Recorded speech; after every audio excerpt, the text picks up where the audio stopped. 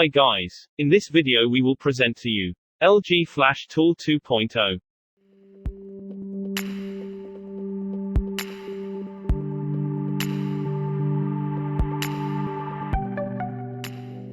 What is LG Flash Tool 2.0? For handling the LG phones and devices, you cannot ignore this application for a better performance of your device. LG Flash Tool can help you in handling your KDZ files. KDZ files can be problematic to handle when they exceed 1 GB, but with this tool, this is not a problem anymore.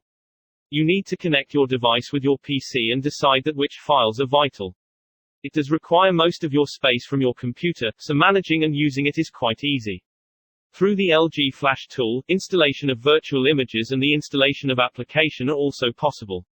In case you want to have your LG devices formatted or to be restored back to the factory settings, then this application can be useful too. It helps in removing all the data that is available on your device. You will have to manage this feature intelligently if you do not intend to delete everything from your device. Additionally, the upgradation of the device and its software can also be easily handled with LG Flash Tool. Moreover, all the functions regarding KDZ files can also be managed through this application. Visit our site in description and get more info about LG Flash Tool 2.0.